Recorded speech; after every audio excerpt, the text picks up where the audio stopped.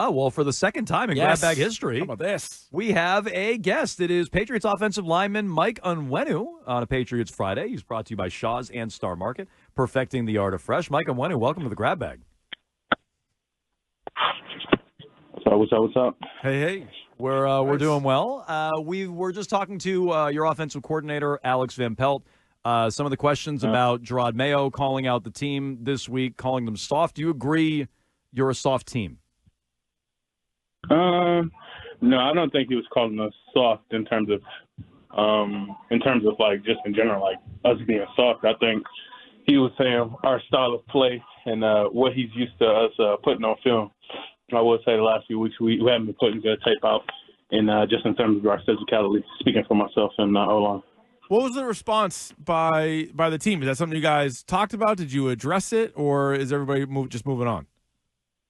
Yeah, I mean, obviously you address it. You know, it's being said. You know, we all talked about it, I guess, you know, when we first came back after the game. But, you know, everybody took it as a challenge and took it to have a better week of practice and then have that translate to the game. Was it something that he said post-game to you guys in the locker room, or did you hear about it from the post-game press conference, like when all of us heard about it? In terms of the words, I would just say, you know, we heard about it when everyone else, but in the message after the game, I mean, obviously we were disappointed. It was a game that we lost, and we didn't play that well. So just in general, you know, obviously it's a loss. So there's nothing else that can come from it.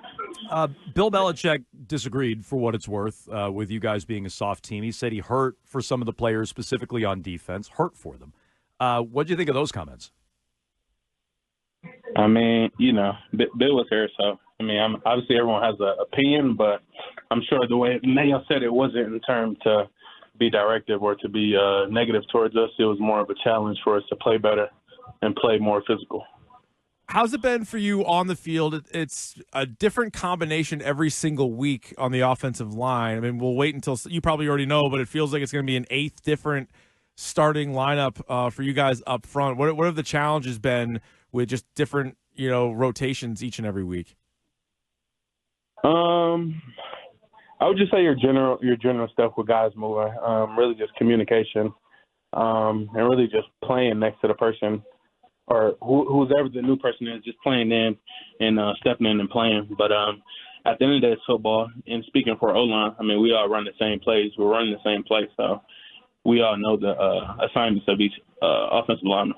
Mike Owenu, Patriots offensive lineman, joining us here, Jones and Keefe, Patriots Friday. It's the grab bag. You referenced the team meeting earlier. You said you guys addressed some of those comments in the team meeting. Who spoke, and what was the message of that team meeting? Mayo spoke. You know, he obviously touched on the comments and said his what he meant by it. So what I said before in terms of him not calling us directly soft, in terms of him challenging us to have a better game and to play more physical, is exactly the message that he spoke and how we took it and how we approached this week. The timing of the meeting was interesting. Mayo has referenced now some comments from Kendrick Bourne that players need to kind of focus on recovery and focus on the right things and not staying out late, things of this nature. Were any players disciplined, or did any players get in trouble in London?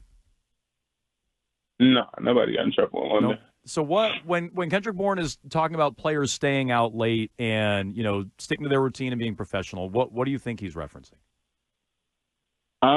You know, obviously I'm sure whoever he's talking about, that's who he's talking about.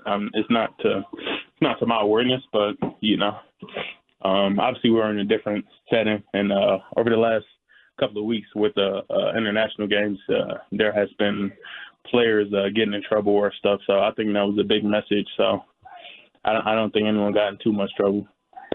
Too much. Last time you guys faced the Jets, allowed 7 sacks as a team. What kind of challenges do these guys present? Plus, it looks like they're going to get Hassan Reddick, who wasn't there for the first matchup. Yeah, I mean, it's from the first game, same challenges. Have a lot of good players on their roster, so obviously it's just a matchup and playing and showing up for the game. All right, 3 Halloween-related questions for you here, Mike, before we let you go. 1, do you have a favorite Halloween candy? I would probably say somewhere in between gummy bears and like a Twix. Gummy bears and a Twix? Wow. Nice. What's in between? Oh, the toss-up between them. One I of the see. two. I Yeah, see. yeah. I see. You know, your Alex Van Pelt said candy corn. Any thoughts on that? Candy corn? I don't know. I'm going to have to talk to him about that. That's kind of tough, I think so. Yeah. Do you have a favorite Halloween costume growing up, or maybe even as an adult at a party? But any costume that you really liked?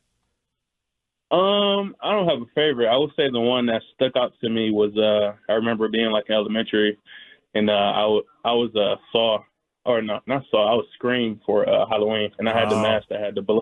That's like Keith's favorite movie. That you were speaking my language. That actually kind of piggybacks into my last one for you. Do you have a favorite horror movie of all time?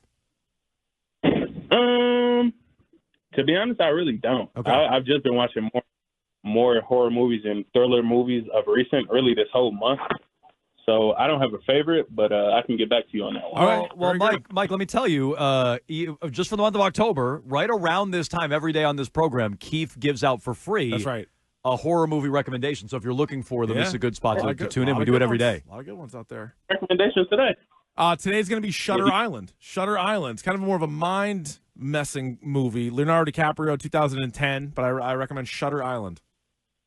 Okay. I'm going to have to watch that. I think the last movie I watched, I can't remember the movie's name, but it was a movie family that went on a vacation. They were trapped on an island. Oh, I can't remember. I thought it was Vegas. They were trapped. They went to an island on vacation. Yep. All right. Yeah, they were trapped on. They went to a resort, and then it was a beach on the island that they went to, and then they was basically stuck on the beach. They couldn't leave because it was like a magnetic force surrounding the beach. So they basically they got older faster. So they basically were aging like. Yeah, that's an M. Night Shyamalan movie, right? I think it's just called Old. Yeah. It's something. I think it's called Old. It's yeah. All right. Okay. Very good. All right, we'll have to check that. You check out Shutter Island. We'll check out the vacation movie. Yeah. I will, for sure. I'm going to get that to you, the name. All right. That sounds good. Mike Onwenu, we appreciate it. Good we'll luck talk to on you Sunday. soon. Good luck. Thank you. Thank you. Yeah, have a good one. Okay. I think it's called Old. I've actually never seen it. M. Night Shyamalan movie. Nick, have you seen this one? I have not, but we both said Old at the exact same time, so I think it's called Old. Yeah, Twitch chat also confirms Old. Yeah. I'm like, you're thinking of the TV show Lost. No, you're thinking of From.